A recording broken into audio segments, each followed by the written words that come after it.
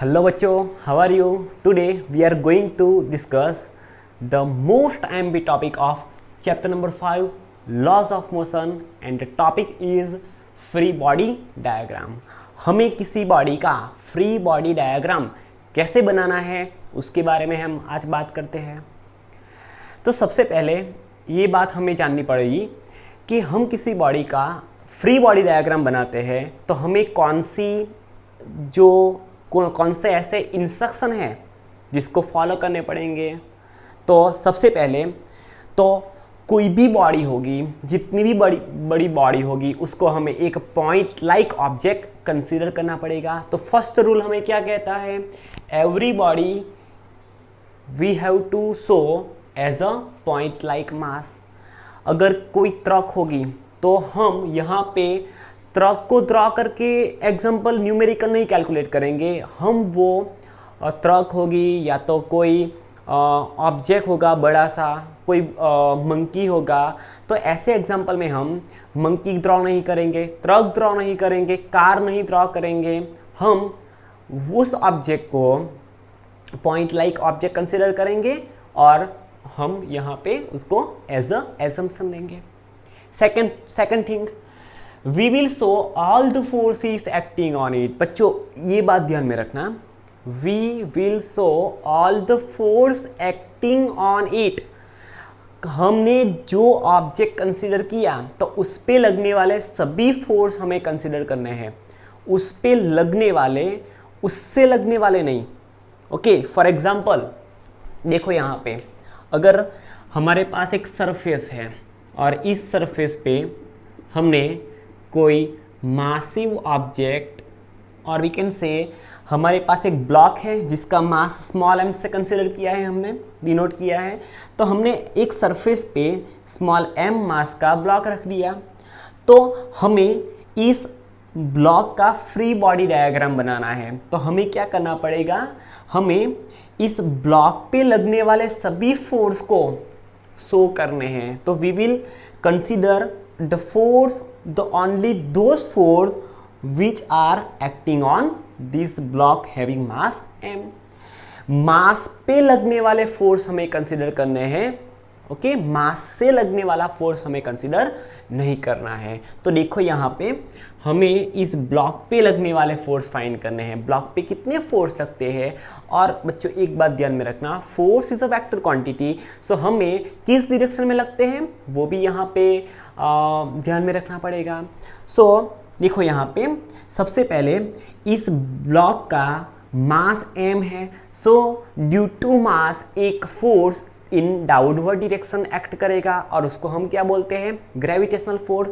सो इस मास पे gravitational force कहाँ पे लगेगा, डाउनवर्ड डायरेक्शन में। सो यहाँ पे से हम लिख सकते हैं ग्रेविटेशनल फोर्स और we can say weight force on block. Second force, इस सरफेस ने, हमने ये ब्लॉक जिस सरफेस पे रखा उस सरफेस और ब्लॉक के कॉन्टेक्ट सरफेस के परपेंडिकुलर सरफेस ब्लॉक पे एक फोर्स लगाएगी जिसको हम क्या बोलेंगे, normal reaction. Okay, different reference books में इसको डिफरेंट अल्फ़ाबेट से इंडिकेट करते हैं। हमने यहाँ पे नॉर्मल रिएक्शन बोला तो हम किससे डिनोट करेंगे, कैपिटल N से। किसी रेफरेंस बुक कैपिटल R से भी डिनोट करती है because it is a reaction force. देखो यहाँ पे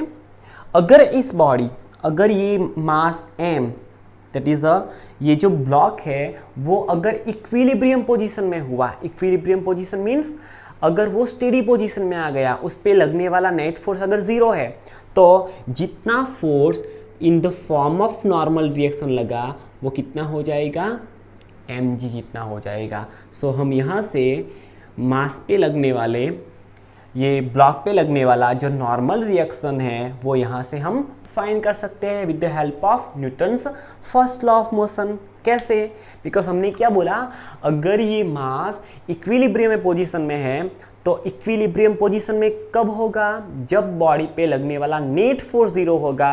तो गिवन बॉडी इक्विलिब्रियम पोजीशन में होगी, दैट इज स्टेडी पोजीशन में होगी। ओके, या तो अगर वो कांस्टेंट वेलोसिटी से मूव कर रही होगी तो वो कांस्टेंट वेलोसिटी मेंटेन रखने की ट्राई करेगी। सेकंड, ये तो बात हो गई नॉर्मल रिएक्शन की। अब बच्चों इसका फ्री बॉडी डायग्राम कैसे बनाए? तो फ्री बॉडी डायग्राम को हम शॉर्ट फॉर्म में लिखेंगे FBD। How to make FBD, how to draw FBD of this block. तो सबसे पहले हमें फर्स्ट रूल क्या कहता है, सभी बॉडी को पॉइंट कंसिडर करना पड़ेगा। सो ये मास को हम एक पॉइंट कंसिडर करेंगे, उस पे लगने वाले सभी force according to second rules, उस पे लगने वाले सभी फोर्स हमें यहाँ पे विथ डायरेक्शन दिखाने हैं। तो डाउनवर्ड डायरेक्शन में कौन सा फोर्स लग रहा है, mg लग रहा है, और अपवर्ड डायरेक्शन में कौन सा फोर्स लग रहा है, नॉर्मल डायरेक्शन लग रहा है। और ये जो बॉडी है उसका मास कितना है, m है, और m मास पे डाउनवर्ड डायरेक्शन में वेट फोर्स और अपवर्ड डायरेक्शन में at the contact surface perpendicular to contact surface in upward direction कौन सा फोर्स लग रहा है, नॉर्मल डायरेक्शन। अगर हमें कोई ऐसा प्लेन दिया जाए, एक इंक्लाइंड सरफेस है और इंक्लाइंड सरफेस पे अगर कोई m मास का ब्लॉक रख दिया जाए और हमें एग्जाम में ऐसा पूछा जाए कि इस ब्लॉक पे लगने वाले फोर्स को दिखाओ विथ डायरेक्शन, दैट मीन्स कि इस मास का फ्री बॉडी डायग्राम बनाओ। तो फ्री बॉडी डायग्राम कैसे बनाएंगे? सबसे पहले हमें जो बॉडी दी गई है उसको हमें पॉइंट लाइक कंसिडर करना पड़ेगा और उस पे लगने वाले सभी फोर्स को हम विथ डायरेक्शन यहाँ पे लिखेंगे। तो ड्यू टू मास उस पे डाउनवर्ड डायरेक्शन में वेट फोर्स लगेगा। अब देखो यहाँ पे ऐसा जरूरी नहीं है कि जो ये कॉन्टेक्ट सरफेस के परपेंडिकुलर जो नॉर्मल रिएक्शन लगा वो हर बार अपवर्ड डायरेक्शन में ही हो, ऐसा जरूरी नहीं है। यहाँ पे आप देख सकते हो कि यहाँ पे कॉन्टेक्ट सरफेस है और जो नॉर्मल रिएक्शन लगेगा वो तो कॉन्टेक्ट सरफेस के परपेंडिकुलर लगेगा। तो हम यहाँ से नॉर्मल रिएक्शन को ऐसे ड्रॉ कर सकते हैं। ध्यान में रखना, normal reaction is always perpendicular to contact surface. Okay, ऐसा जरूरी नहीं है कि वो ऑलवेज सभी केस में वो अपवर्ड डायरेक्शन में आए, ऐसा जरूरी नहीं है, वो कॉन्टेक्ट सरफेस के परपेंडिकुलर होगा। चलो, हमने इस मास को डॉट से डिनोट किया, पॉइंट लाइक उसका मास कितना है, स्मॉल m जितना है। डाउनवर्ड डायरेक्शन में वेट फोर्स लग रहा है mg जितने मैग्नीट्यूड का, और यहाँ पे एक फोर्स ऐसे लग रहा है उसको हम क्या बोलेंगे, नॉर्मल रिएक्शन। तो ये हो गया free body diagram of this block. बच्चों अब देखो, अगर हमारे पास एक रिजिड बेस से जुड़ी हुई, हैंग की हुई, अगर हमारे पास एक पुली है, पता है ना आपको पुली, तो एक पुली है और वो पुली को ऐसे हैंग की हुई है। यहाँ से एक स्ट्रिंग है हमारे पास और इस स्ट्रिंग पे एक मास हैंग किया हुआ है, उसका मास है m1, और दूसरा एक ब्लॉक है उसका मास है m2। Here we have to draw free diagram of mass m1, block having mass m1, block having mass m2 as well as free body diagram of pulley. चलो, pulley को हम P से denote करेंगे। तो हमें इस मास पे लगने वाला फोर्स, इस पे लगने वाले फोर्स और पुली पे लगने वाले फोर्स हमें यहाँ पे दिखाने पड़ेंगे। तो सबसे पहले हम मास m का ये जो ब्लॉक है, हम इसको फर्स्ट ब्लॉक बोलते हैं, इसको सेकंड ब्लॉक बोलते हैं। तो फर्स्ट ब्लॉक का हम फ्री बॉडी डायग्राम बनाते हैं। देखो यहाँ पे एक m1 मास है जिसको हम पॉइंट से डिनोट करेंगे। उस पे डाउनवर्ड डायरेक्शन में, देखो यहाँ पे उसको डाउनवर्ड डायरेक्शन में एक फोर्स लगेगा, उसको हम क्या बोलेंगे, m1 इंटू जी। अगर उसका मास m जितना होता तो gravitational force that is weight force कितना होता, mg जितना होता। यहाँ पे उसका मास m1 जितना है तो डाउनवर्ड डायरेक्शन में वेट फोर्स कितना लगेगा, या तो टिल्टन हो गया, परफेक्टली डाउनवर्ड डायरेक्शन में कितना लगेगा, m1g जितना लगेगा। अब देखो यहाँ पे, क्योंकि यहाँ पे स्ट्रिंग भी लटकी हुई है और अगर ये मास m1 इक्विलिब्रियम पोजीशन में हुआ तो ये जो स्ट्रिंग आपको दिख रही है उस वो स्ट्रिंग भी इस ब्लॉक को खींचेगी। ओके, तो अपवर्ड डायरेक्शन में एक नया फोर्स लगेगा, टेंशन फोर्स। अब टेंशन फोर्स हम अपवर्ड डायरेक्शन में कैसे ड्रॉ कर सकते हैं? तो बच्चों, हमने जब ये चैप्टर स्टार्ट किया था तो चैप्टर के स्टार्टिंग में हमने टाइप्स ऑफ फोर्सेस देखे थे। उनमें दो फोर्स देखे थे, एक था कॉन्टैक्ट फोर्स और दूसरा था non contact force, that is field force. तो ये जो स्ट्रिंग में प्रोड्यूस होने वाला जो फोर्स है वो ड्यू टू कॉन्टैक्ट प्रोड्यूस होता है। सो ऐसे फोर्स को हम क्या बोलते हैं? कॉन्टैक्ट फोर्स बोलते हैं। तब हमने कॉन्टैक्ट फोर्स की, दैट इज स्ट्रिंग में प्रोड्यूस होने वाले टेंशन फोर्स की बात की थी और उसकी डायरेक्शन कैसे निकालते हैं वो भी बात की थी। अगर आपको याद नहीं है तो फिर से एक बार रिवाइज कर लेते हैं।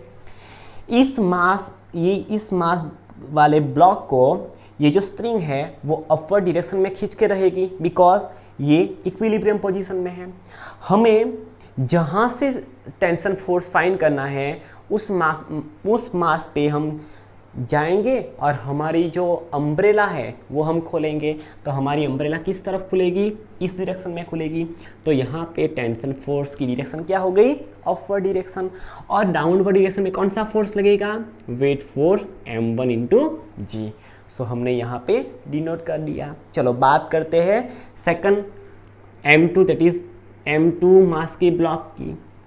उस पर डाउनवर्ड डायरेक्शन में एक फोर्स लगेगा, वेट फोर्स m2 इंटू जी। सो हम डाउनवर्ड डायरेक्शन में लिखेंगे m2 इंटू जी। ओके, चलो अब देखो यहाँ पे टेंशन कहाँ पे बनाए? तो यहाँ पे चले जाए और हम यहाँ पे अम्ब्रेला ओपन करेंगे तो अम्ब्रेला इस डायरेक्शन में खुलेगी। तो यहाँ पे टेंशन फोर्स लगेगा। बच्चों, हमने एक बात की थी, अगर आपको याद है तो, अगर स्ट्रिंग चेंज नहीं होती तो टेंशन फोर्स का मैग्नीट्यूड भी चेंज नहीं होता। देखो यहाँ पे ये जो स्ट्रिंग है वो ही स्ट्रिंग यहाँ से निकल के यहाँ आई है, तो जितना टेंशन फोर्स फर्स्ट स्ट्रिंग में, दैट मीन्स इस स्ट्रिंग में प्रोड्यूस होगा, वो ही टेंशन फोर्स यहाँ पे भी प्रोड्यूस होगा। सो इसको हम T से डिनोट करते हैं, तो ऑब्वियसली ये भी T हो जाएगा और टेंशन फोर्स अपवर्ड डायरेक्शन में लगेगा T जितना। ओके, सो ये FBD हो गया M1 ब्लॉक का और ये हो गया M2 ब्लॉक का। Now we have to draw free body diagram of pulley का फ्री बॉडी डायग्राम कैसे बनाए? तो देखो यहाँ पे इस पुली को हम पॉइंट लाइक ऑब्जेक्ट कंसिडर करते हैं। देखो यहाँ पे, अब देखो ये स्ट्रिंग है, वो ही ये स्ट्रिंग है, बट जिस रिजिड बेस से पुली को हैंग किया है वो स्ट्रिंग अलग है, तो उसमें प्रोड्यूस होने वाला जो टेंशन फोर्स होगा उसका मैग्नीट्यूड भी चेंज हो जाएगा। और देखो हम पुली पे खड़े रह के अम्ब्रेला को ओपन करेंगे तो अम्ब्रेला इस डायरेक्शन में खुलेगी। सो अगर हम इसको T डैश से कंसिडर करें, इसमें पुली के ऊपर जो स्ट्रिंग बंधी हुई है उसमें प्रोड्यूस होने वाला जो टेंशन फोर्स है, अगर हम इसको T डैश से डिनोट करें तो उस पर अपवर्ड डायरेक्शन में T डैश जितना फोर्स लगेगा, टेंशन फोर्स लगेगा, और उस पर डाउनवर्ड डायरेक्शन में अब हमें पुली से में देखना है। तो हम अगर पुली पे जाएंगे और नीचे अम्ब्रेला को ओपन करेंगे तो यहाँ पे टेंशन फोर्स की जो डायरेक्शन है वो क्या होगी? डाउनवर्ड होगी। हम पुली पे जाएंगे, यहाँ पे अपनी अम्ब्रेला को ओपन करेंगे तो इस डायरेक्शन में खुलेगी। दैट मीन्स डाउनवर्ड डायरेक्शन में दो फोर्स लगे, T और T। सो हम यहाँ से लिख सकते हैं 2T। ओके, अब देखो यहाँ पे जो टेंशन फोर्स यहाँ पे प्रोड्यूस हुआ वही टेंशन फोर्स यहाँ पे कब प्रोड्यूस होगा? जब स्ट्रिंग एक ही होगी तब। ओके, और उसके साथ दो कंडीशन और फुलफिल होनी चाहिए। First condition is that, first condition ये है कि ये जो पुली आपको दिख रही है वो पुली मासलेस होनी चाहिए। अब ऐसा तो होगा नहीं कि पुली मासलेस है, बराबर, बट ये जो दोनों ऑब्जेक्ट उस पर हैंग किए हुए हैं उसके मास के कंपेयर में पुली का मास नेग्लिजिबल होना चाहिए, तो ऐसी पुली को हम क्या बोलेंगे, मासलेस पुली बोलेंगे। और हमारे सिलेबस में मैक्सिमम परसेंटेज 99% जो केस है वो सभी केस मासलेस स्ट्रिंग के होंगे, मासलेस पुली के होंगे। दूसरा, ये पुली है उस पर लगने वाला जो फ्रिक्शन फोर्स है वो ज़ीरो होना चाहिए। ऐसा तो होगा नहीं, बट हम ऐसा कंसिडर करते हैं कि पुली पे जरा भी फोर्स लगेगा तो पुली रोटेट होना चाहेगी। तो हम यहाँ से लिख सकते हैं पुली कैसी होनी चाहिए, फ्रिक्शनलेस होनी चाहिए। पुली पे कोई फ्रिक्शन ना लगे, और पुली अगर मासलेस होगी तो जितना टेंशन फोर्स इस स्ट्रिंग में प्रोड्यूस होगा उतना ही टेंशन फोर्स यहाँ पे प्रोड्यूस होगा, और ये जो पूरी सिस्टम है दो मास की वो इक्विलिब्रियम पोजीशन में रहेगी। और according to Newton's first law of motion we can calculate the tension force produce in this string as well as this string. Okay,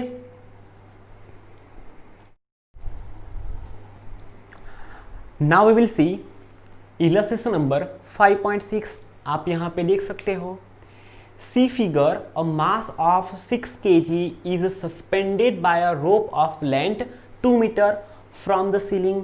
एक सीलिंग के साथ 2 मीटर लेंथ की एक रोप हैंग की गई है, और उस पे उसके जो लोअर एंड है उस पे 6 kg मास का एक ब्लॉक हैंग किया गया है। A force of 50 newton in horizontal direction is applied at the mid point P of the rope. Rope का जो मिड पॉइंट है उसको P से डिनोट किया है, और उस मिड पॉइंट P पे हॉरिजॉन्टली 50 न्यूटन का फोर्स अप्लाई करते हैं। What is the angle the rope makes with the vertical in equilibrium में। इन इक्विलिब्रियम, अगर वो मास और पूरी जो सिस्टम है वो इक्विलिब्रियम में रहती है तो रोप विद वर्टिकल कितना एंगल फॉर्म करेगा वो हमें फाइंड करना है। यहाँ पे ध्यान रखना, इन इक्विलिब्रियम हमें कंडीशन दी गई है इक्विलिब्रियम। बच्चों इक्विलिब्रियम कंडीशन किसको कहते हैं, अगर सिस्टम पे लगने वाला नेट फोर्स जीरो है, अगर उस पे लगने वाला जो टोटल फोर्स है, रिजल्टेंट फोर्स है वो जीरो है, तो हमें जो सिस्टम दी गई है वो सिस्टम इक्विलिब्रियम में रहेगी। ओके, सो अगर किसी बॉडी पे लगने वाला नेट फोर्स जीरो है, so according to Newton's first law of motion we can calculate the angle formed by the rope with the vertical. Here we have to take acceleration due to gravity g is equal to 10 meter per second square and neglect the mass of rope. rope का जो मास है वो हमें in compared to this block and applied force 50 Newton हमें neglect consider करना है। चलो सबसे पहले हमने अभी फ्री बॉडी डायग्राम देखा कि किसी बॉडी का फ्री बॉडी डायग्राम कैसे बनाते हैं। तो हमें यहाँ पे दो ऑब्जेक्ट दिख रहे हैं।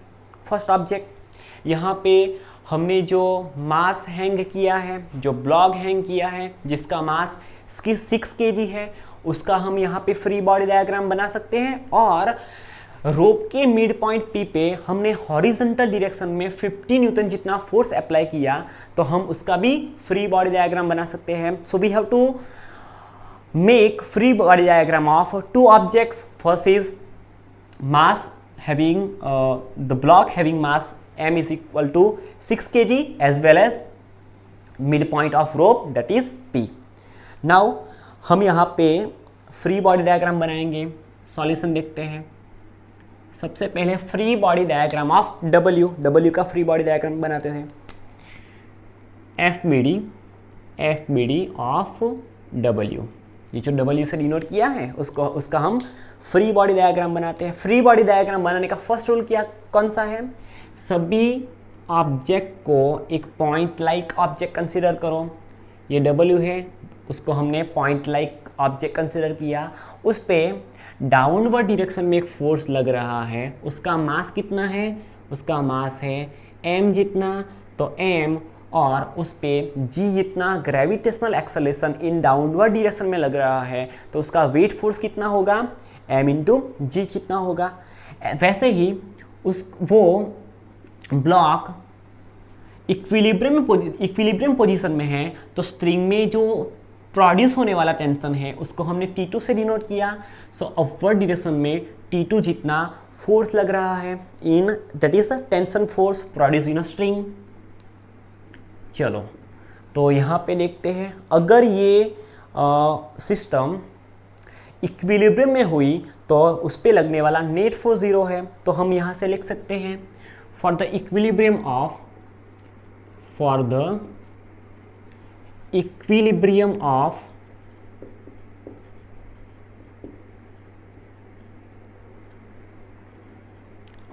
W, here we can write mg is equal to T2. So T2 is equal to mg।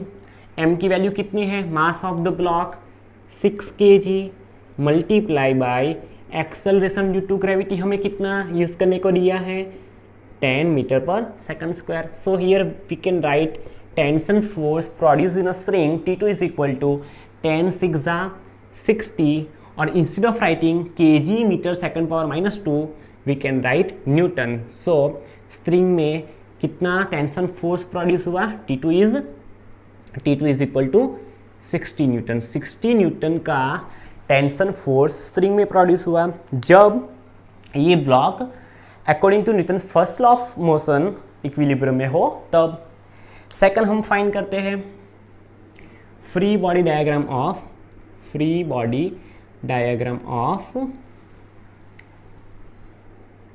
Mid point P of rope. Mid point P का हम फ्री बॉडी डायग्राम बनाते हैं। ये रहा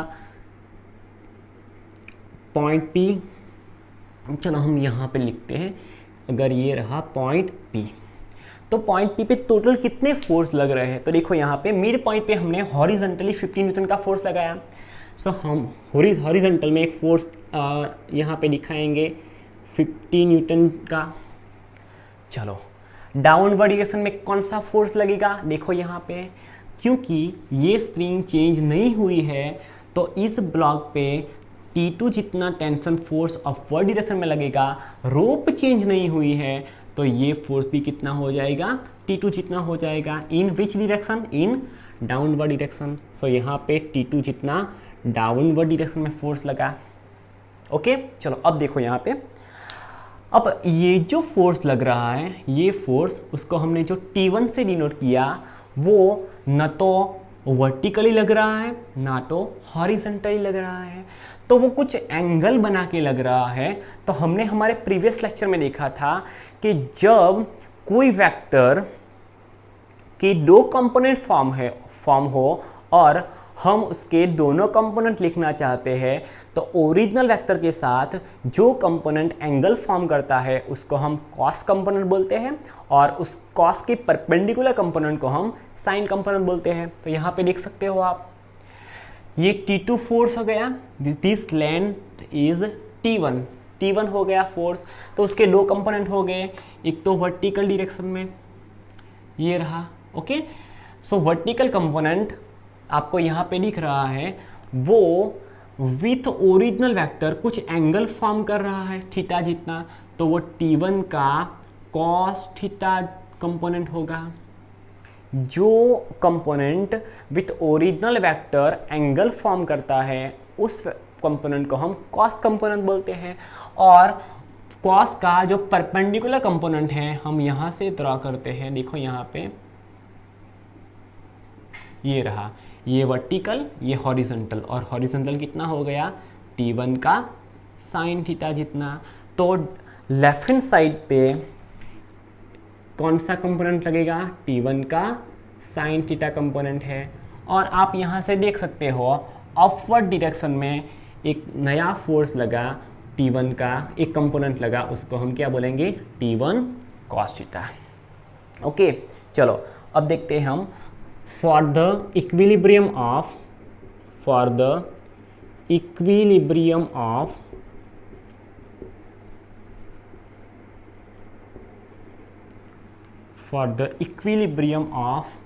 midpoint P।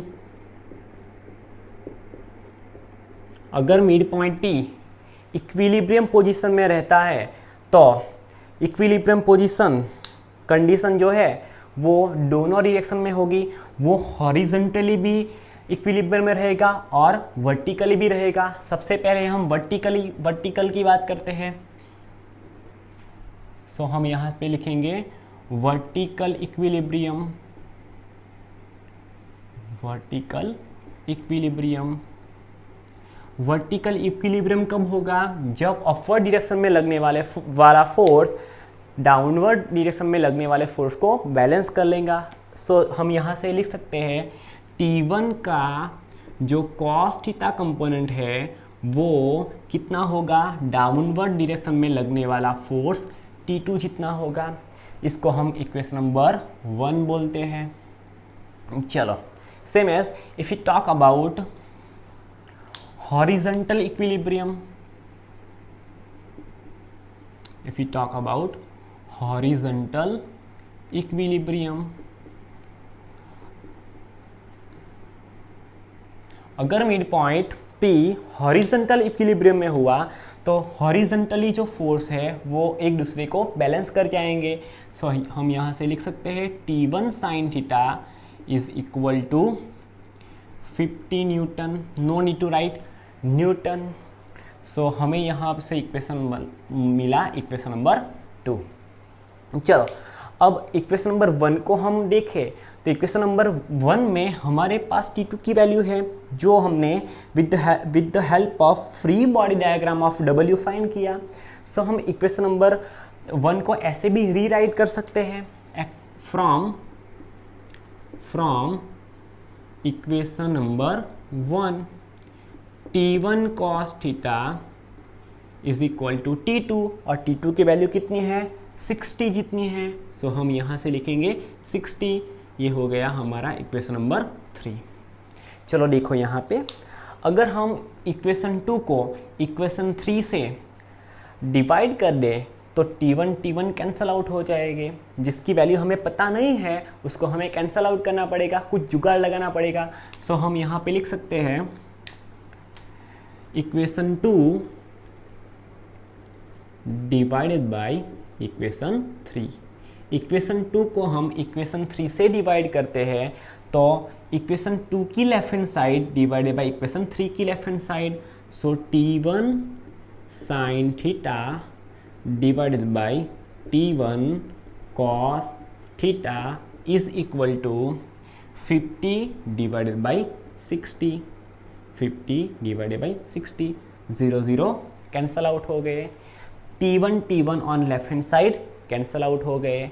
सो हम यहाँ से लिख सकते हैं sine theta divided by cos theta. आपने 10th स्टैंडर्ड में मैथ्स में ट्रिगोनोमेट्री सीखा है, उसमें आपको पता है the ratio of tan theta to cos theta is known as tan theta. So sine theta divided by cos theta is equal to tan theta. और यहाँ पे राइट हैंड साइड पे क्या बचा? 5 divided by 6। So tan theta is equal to, हम 5 को 6 से divide करेंगे तो हमें वैल्यू मिलेगी 5 को 6 से डिवाइड करने पे 0.833, 0.8333, सॉरी कितना मिलेगा? 0.8333। हमें थीटा की वैल्यू फाइंड करनी है। हमें क्या पूछा गया है? Find the angle the rope makes with the vertical. ये जो रोप है वो वर्टिकल के साथ कितना एंगल थीटा फॉर्म करेगी वो हमें फाइंड करना है।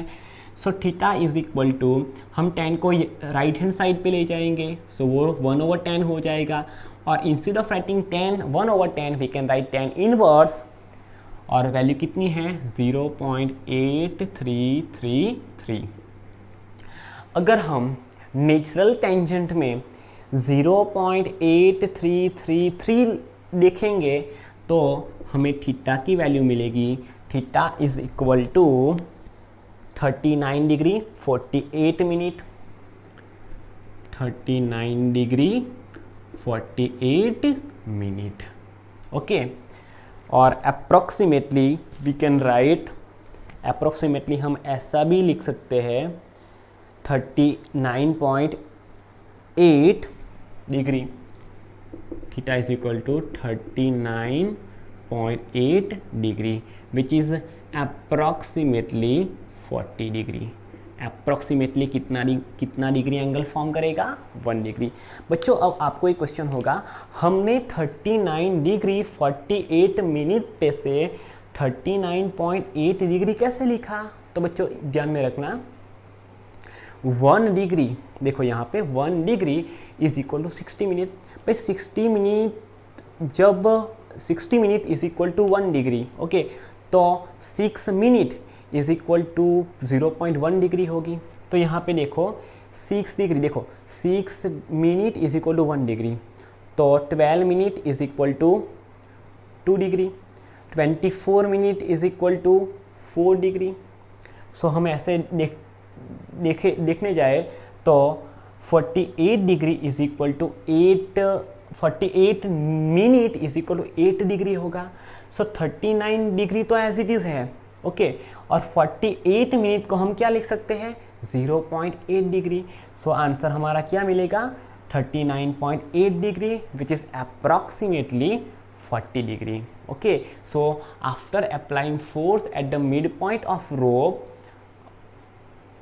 the angle formed by rope with the vertical is approximately 40 degree. Thank you.